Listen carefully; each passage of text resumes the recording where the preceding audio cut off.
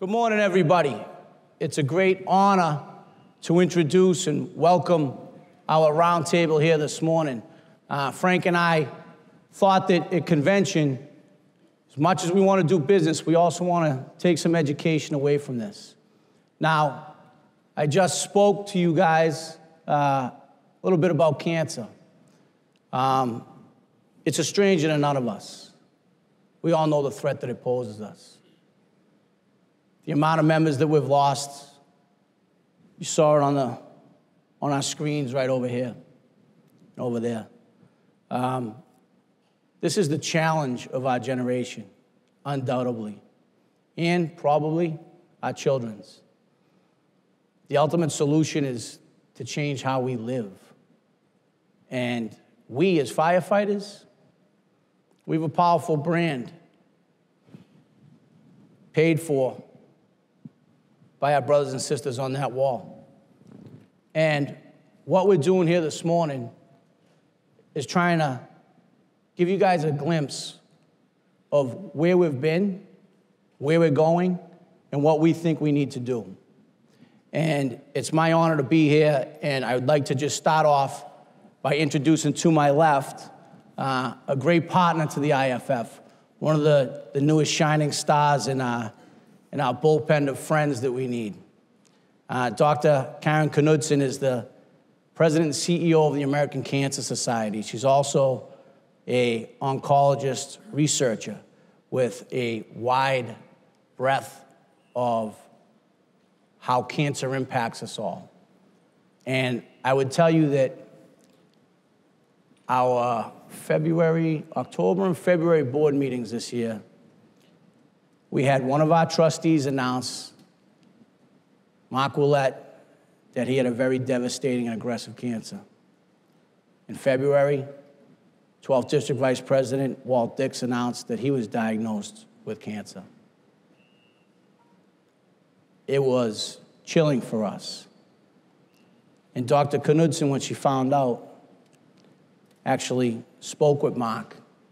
And I had talked to Mark Willett after, and he greatly appreciated the guidance that you gave him. And we appreciate that you took the personal time to help one of our own. And we thank you for everything that you do for us. And thank you for being here on stage with us today. Thank you, Dr. Knudsen. We also have with us Andrea Seale, the CEO of the Canadian Cancer Society, a very accomplished leader in the nonprofit world who is doing very important work, and we're just talking about how we can collaborate together to help change the lives of our members in Canada diagnosed with cancer.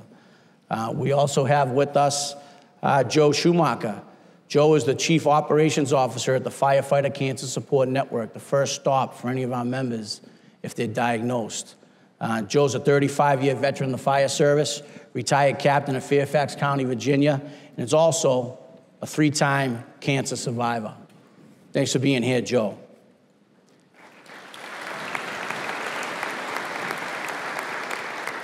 To Joe's right is Neil McMillan, the newly appointed Director of Science and Research here at the IAFF.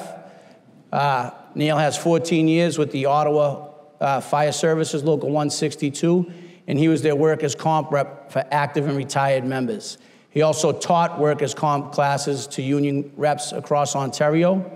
He successfully lobbied government for expansion of presumptive cancer legislation and has worked and connected him internationally with other cancer researchers throughout the world. Thank you, Neil, not only for being here this morning, but for all the work you do for us.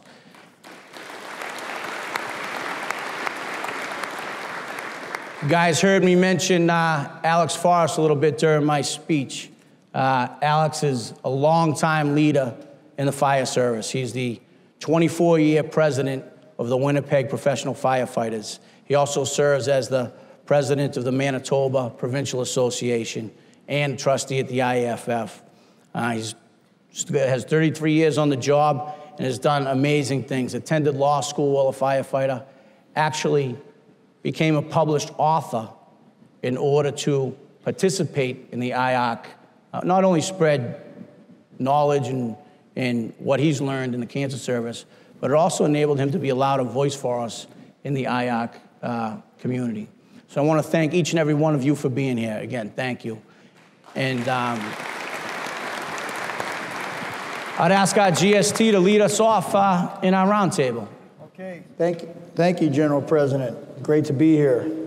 First question is to Dr. Knudsen, and that would be, why was the American Cancer Association want to partner with the IAFF?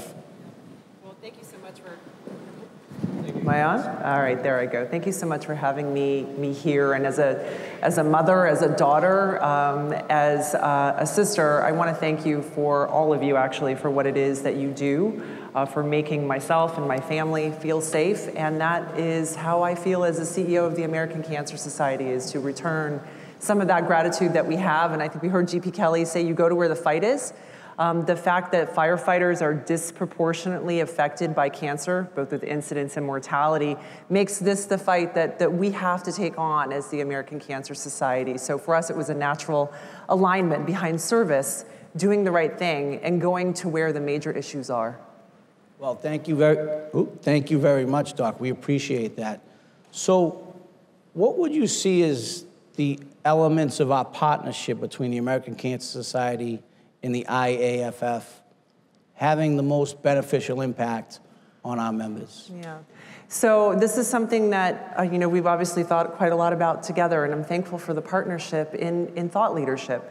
I think there are really three elements. The first is that we have to go into bold new territory and gain ground in areas that have been difficult through research and understanding truly what are the root causes for the higher incidence, higher mortality of cancer.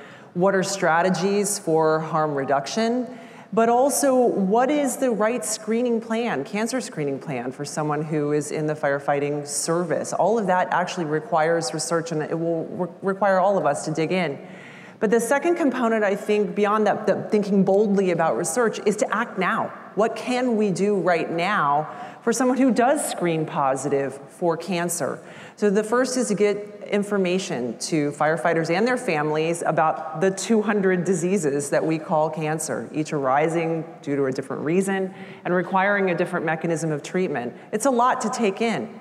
So having an opportunity for firefighters to have a direct line to us at the American Cancer Society to give that information, which has already been realized through our partnership, and you can get more information at the booth here about that, so that we have a direct line of information about those 200 different diseases. But also to provide connectivity to other organizations like the Firefighters Network, so that peer-to-peer connectivity can be made. To discuss with us things like clinical trials or access to care that we can provide through patient support, things like rides to care, lodging near major cancer centers, and access to clinical trials. And then I think the third element has to be advocacy. As you talked about, pushing at the state, local, and in the case of Canada, provincial laws, I'm sure, underneath the Canadian Cancer Society will be looked at. But in the US, we do think at the local, state, and national level about legislation that enhances access to care. All the breakthroughs that we realize through cancer research are useless if they can't be accessed by firefighters and their families. So I think those are really the three elements. Thank you. Okay. Next will be for Andrea. And how do you see the relationship between the IAFF and the Canadian Cancer Society benefiting our IAFF members? Well, thank you very much. Thank you so much for having me, and I'll echo the appreciation for the service and the courage that you all provide that keeps all of us safe. It's also what we aim to do at the Canadian Cancer Society, and to be here for everyone who faces cancer, to know that you're not alone. In Canada, there are about 10,000 cases of cancer a year that could be prevented that are from workplace exposures. And those are 10,000 lives that should be saved. And our job at the Canadian Cancer Society is to work with powerful partners to save those lives and to figure out how to do it, to understand cancer better, to understand how to prevent it, to provide more effective treatment. And as Karen said, cancer isn't one disease, it's hundreds of diseases. It's always unique and individual. And the reasons that you can develop cancer are your work is so dangerous, and you take on that danger, and we feel a huge obligation to help mitigate as much as possible. The exposure that you have to chemicals is of huge concern to us, of course, and we would love to see better protection in that area. You know, the kinds of cancer that you're most susceptible to, non-melanoma skin cancer, bladder cancer, breast cancer, lung cancer, mesothelioma, these are all cancers that need to be better understood to prevent them. I wanted to draw your attention to just one study from, it's in the Canadian context, from the University of Fraser Valley in British Columbia, which looked at workers' compensation data from the last 20 years and found that 86% of firefighter line-of-duty deaths in Canada are attributable to cancer. So it is the #1 leading cause of death among firefighters in cancer. So that's just a staggering statistic. It's one that we can't turn away from, and it's one that we want to see turn around. But you know, research dollars, which is how we propel change in cancer, of the $500 million spent on research in Canada, 0.14% of it goes to occupational cancers. So this is something we have to change. It's something we're really interested in changing at the Canadian Cancer Society and in doing more workplace research to turn those numbers around. Thank you. And Andrea, would you say, you know, the Canadian Cancer Society, specifically as it relates to our members diagnosed up here in cancer, is there particular support that the CCS can offer our members diagnosed? Yeah, absolutely. I mean, we're here for everyone who's on a cancer journey. Whether you are newly diagnosed, whether you're going through it, whether you're living beyond it. And similar to what Karen described with the American Cancer Society, we have a whole range of support services there for you. From our helpline, where you can just call and speak to someone confidentially who understands exactly what you're going through, to lodges where you can stay if you have to travel for your treatment, volunteers who will take you to rides, an online platform where you can, again, have confidential conversations with people who understand. So we really encourage people to take advantage of all of these services. They're there for you. It's why we exist, is to try to make that journey a little bit easier. Okay, Brother Joe, when a firefighter receives a bad news that they have a cancer diagnosis and they want to get help, what should they do? So some of the toughest words you'll ever hear is you have cancer. It brings about fear and uncertainty. So one of the things you can do, the first thing you should do, is reach out to the Firefighter Cancer Support Network. And you can do that through our website or through a phone call. The state director in the state that you live in will immediately reach out to you, usually within a few hours, and they'll offer you two things. The first is what we call a toolbox. And you know, we struggle with how to describe it sometimes without having one here, but it's about the size of a file cabinet drawer, but it's a plastic box. And inside of it, it's got things like hanging files, because unfortunately what a cancer patient quickly learns is there's a lot of paperwork that goes with a cancer diagnosis, whether it's workers' comp paperwork or lab reports, doctor's reports, insurance, unfortunately bills, all of that. Having those files in that box gives you one place that you can put everything. But in addition to that, there are things like notebooks, because you'll be taking a lot of notes with what's going on with your diagnosis. There's business card holders, because you'll see a lot of physicians. And the biggest thing in there, though, is it's called A Firefighter's Guide to Cancer Survivorship. It's a 230-page, essentially manual, that's designed to take you from diagnosis through remission. And the way it does that is it starts out with, like, the first section is asking you, here are some questions that you probably want to ask your physician. You know, because as I said, there's a lot of uncertainty and unknown that we as firefighters, or anybody really, may not know to ask their doctor. It talks about workers' comp, cancer presumption. It goes into how to talk to your family and friends about your diagnosis, how to let your shift know. And then in the back of it, it's got a huge glossary that we were fortunate enough that our friends at the American Cancer Society let us use. And the value in that is when you receive a cancer diagnosis, there's a lot of terms that you're going to hear that you may not know or understand, but you can go to that glossary and get a pretty good understanding of what they're talking about. So that's our toolbox. The second thing we offer is what we call badge-to-badge support, or our mentors. You heard Dan King talk. He's one of our rock stars. But I can tell you from my most recent diagnosis that having a mentor is immeasurable. The comfort that they can offer you, because all of our mentors are cancer survivors, or they are the spouse or significant other of a cancer survivor.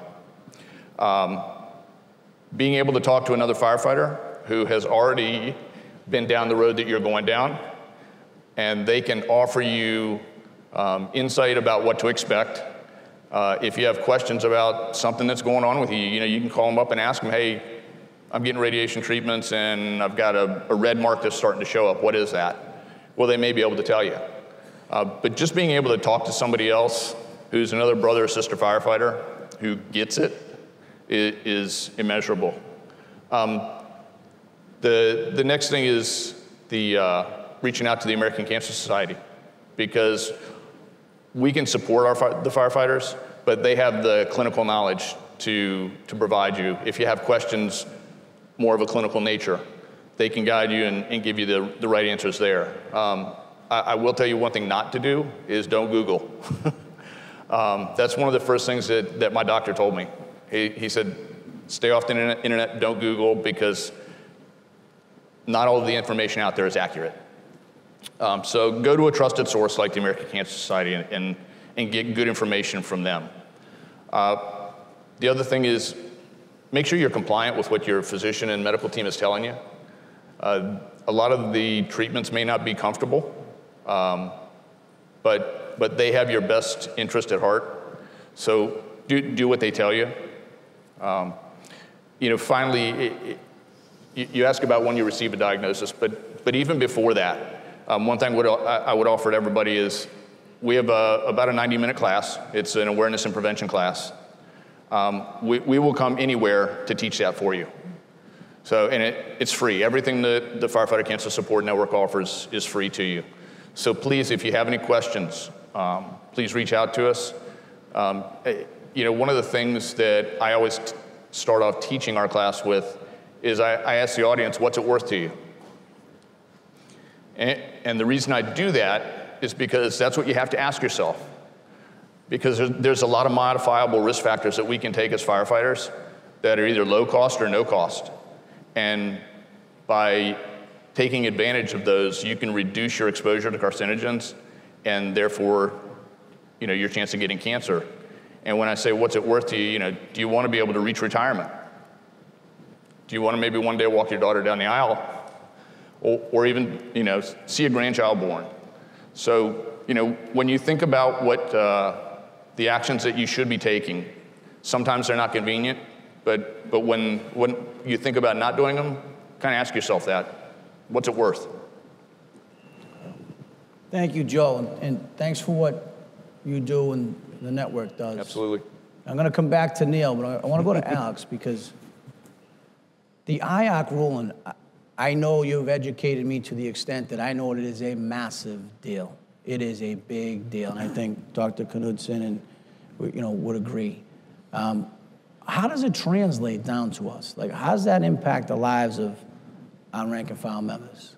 Yeah, IARC is really this past June, IARC had their meetings. They call it a monograph, where they bring in the top researchers, top epidemiologists, scientists from around the world, from over 25 different countries. And to understand the impact of this, you really have to understand just the breadth and how powerful this organization is and how influential. This is the cancer research arm of the World Health Organization. They give direction to over 100 countries around the world, including Canada and the United States. And what they do is they look at everything from treatments to danger levels and such. And by grouping firefighting as a group 1 carcinogen, they are effectively saying that we have one of the most dangerous professions in the world. Governments around the world will take note of this. And not only in Canada, United States, but we're looking at Australia. I know we have brothers here from the UK. I believe that Europe is going to follow our lead on presumptive legislation very, very soon. But this was really, IARC looked at firefighting in June. That was not the first time that this organization had looked at firefighting. In 2007, they actually looked at firefighting. And if you read those monographs from that time, they made a lot of mistakes. They never fully understood what firefighting was. So we took it on from the IAFF saying we need to be there, we need to advocate, we need to be able to debate with these leading epidemiologists, scientists around the world, because it's our profession. We needed to be there. So this time in June, we had a firefighter, thankfully, with the support of yourselves and the encouragement, and I just want to give a shout out to my local, the United Firefighters of Winnipeg. We literally cataloged and looked at every study in the world. We summarized that, and those arguments came up at IARC. And what this decision did is as tragic as it is groundbreaking. It listed firefighting at a cancer risk equal to that such as tobacco, benzene, and so many other carcinogens.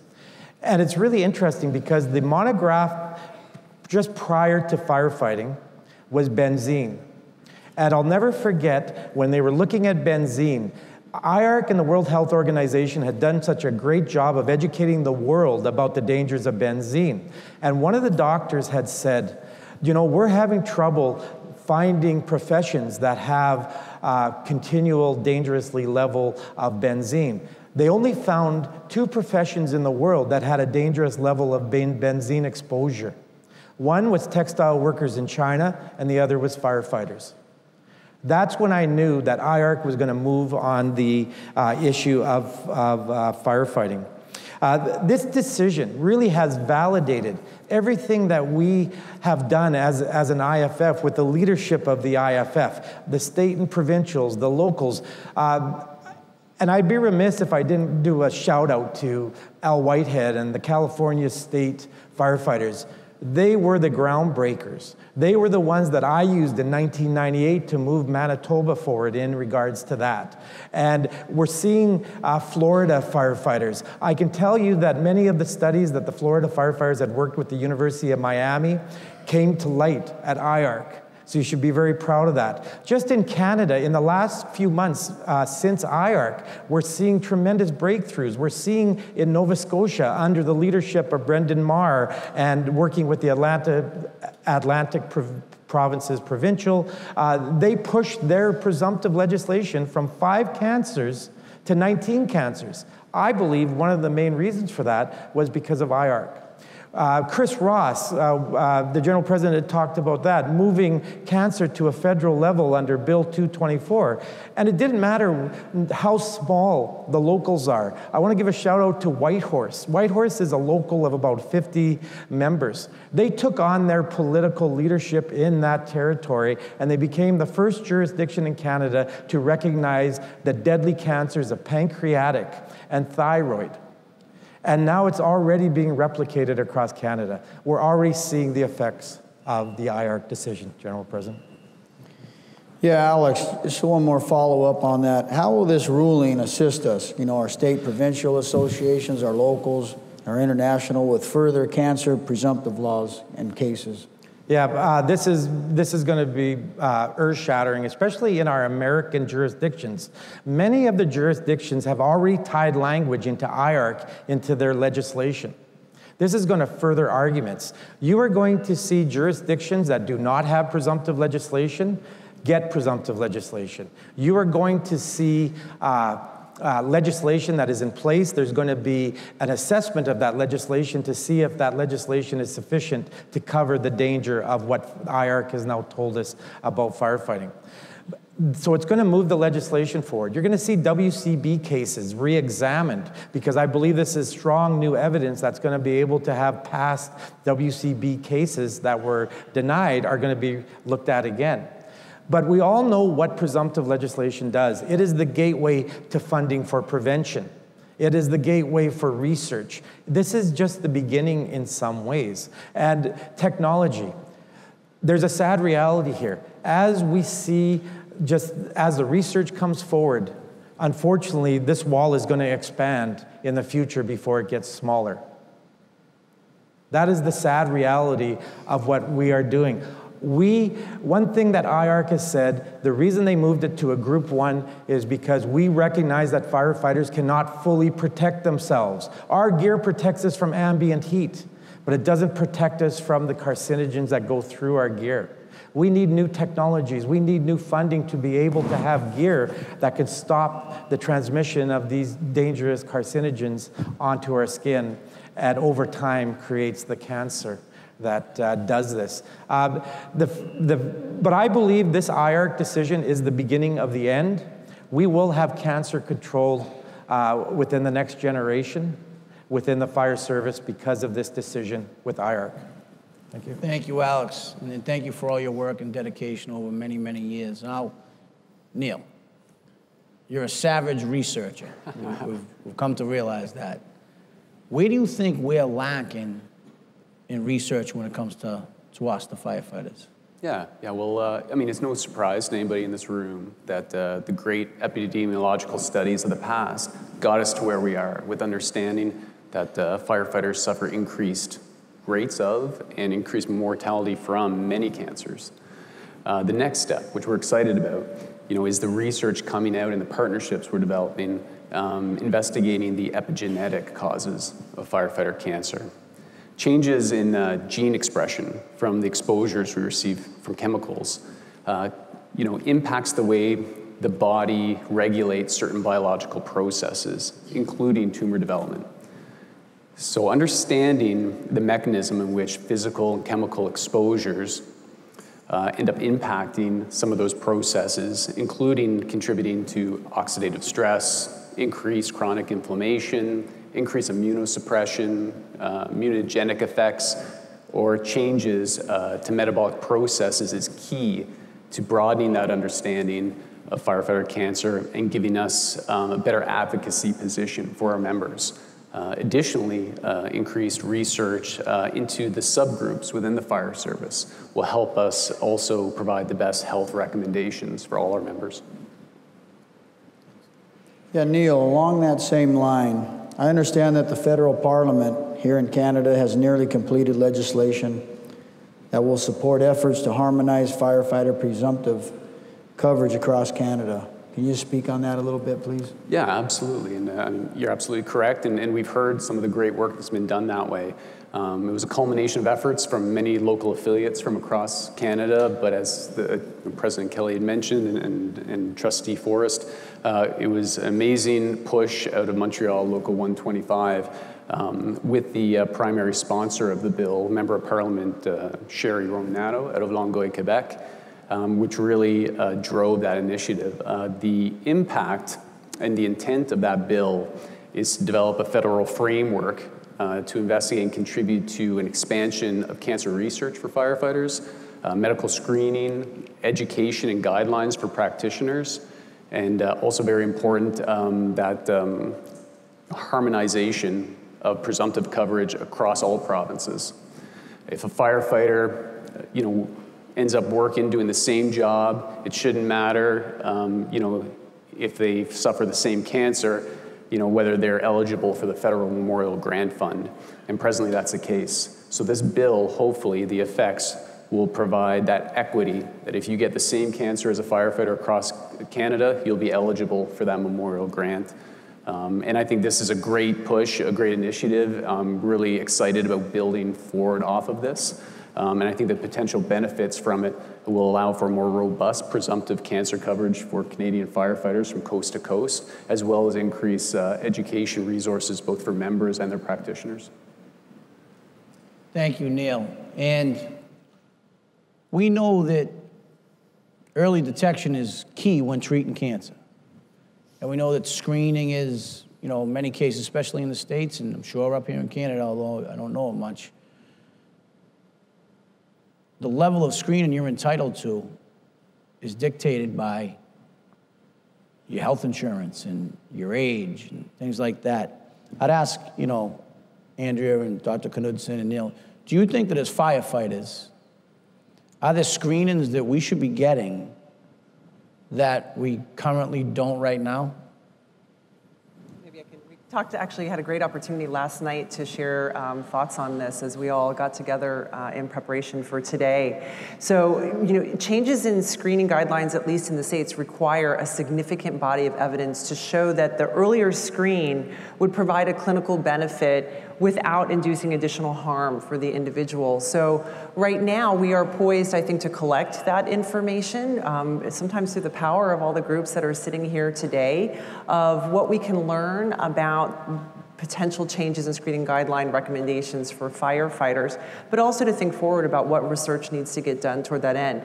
But what I would say, and I'm going to speak with a US bent here, compliance rates are not what they should be for cancer screening overall. So one thing that I would hope, if I could wave a magic wand sitting up here on the stage, is for everyone sitting here to ask their general practitioner, what is the right screening guideline for me, cancer screening guideline. It's not just your age, it's your family history, it's your genetic history if you know it. And so it's a good place to start right now, back to what we can do at this moment, at the same time that we evaluate what are the potentials for screening changes that are specific to the firefighter and their families.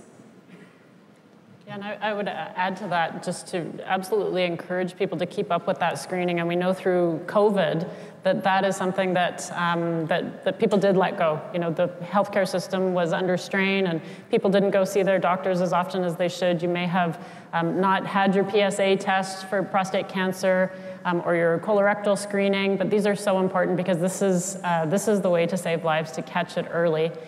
So please make sure you take that personal responsibility to do that. And I think the Irc ruling is going to have a major impact on the medical community too, to start to understand that if you're a firefighter, it's something you should talk about with your healthcare provider, talk about your profession, because as the medical community learns more about the link between firefighting and cancer, then the screening options available to you will change.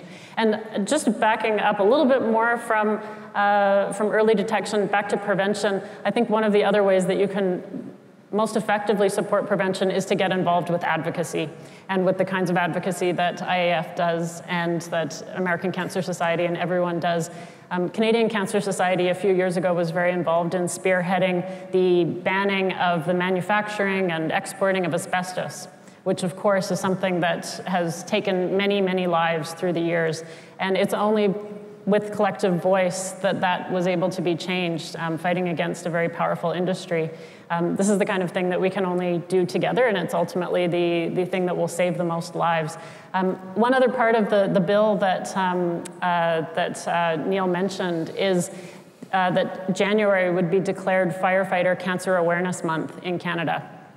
We're really supportive of that. I think that sort of awareness raising is critical, not only for all your members who understand it and who need it to be recognized in society and by government and by medical practitioners, but it will draw more resources for funding research. It will open up the community's eyes to the chances that you take and the sacrifices that you make. So we're really supportive of that too. And if I may, that may also offer an opportunity to talk about the IRC ruling. So I would not take it for granted that anyone, at least in the States, anyone's general practitioner necessarily knows about the IRC ruling, necessarily knows about the increased risk of a firefighter for cancer incidents. So bringing that to the table as the patient will be a really important component of that medical visit, and letting them know, look, I am at higher risk. I am a firefighter. The IRC ruling gives an additional statement behind that, so that symptoms, especially for the non-screenable cancers like pancreatic cancer, which we don't have a great screen for at the moment, might be taken more seriously. If someone says, I'm feeling this way, something doesn't seem right, I've got this symptom, and by the way, I'm a firefighter, I'm at a higher risk for cancer, can make a meaningful difference in that care delivery. Medicine is an art. Do you think that most primary cares, in the States would know what IARC is? I think they will know what IARC is. There were, for primary care physicians in the audience, please forgive me, but in general in the States, primary care physicians are overwhelmed by the body of changing knowledge that they have to contend with on any given day, everything from COVID to monkeypox to cancer. So it's not reasonable at some level to expect them to have that at the forefront of their knowledge, to look on your record and say, oh, Neil's coming in, he's a firefighter or a former firefighter. That connection might not get made. So this is where you can advocate yourself as a patient or as a caregiver to make sure that your general practitioner knows that is such a good step in your own favor. And what should firefighters be cautious of when exploring getting cancer screening tests? So, I would say certainly be compliant with screening. Know your screening. Have that conversation, because again, it's more than just about your age. But also be an advocate for yourself if something does not feel right, and especially if you're behind on your screenings, go have that conversation. No one knows your body better than yourself. I see Joe shaking his head. I know he agrees as well. And be steadfast in your representation of ensuring that everyone in your medical team knows your increased risk and history. Well, the GST and I would like to thank each and every one of you for taking time out of your lives to be here with us and educate us and bring your knowledge to our leadership. And more importantly, the fight that you're taking on that helps all of us. We thank you, and our brothers on this side of the house, thank you for what your devotion has meant to our membership. We appreciate everything you do.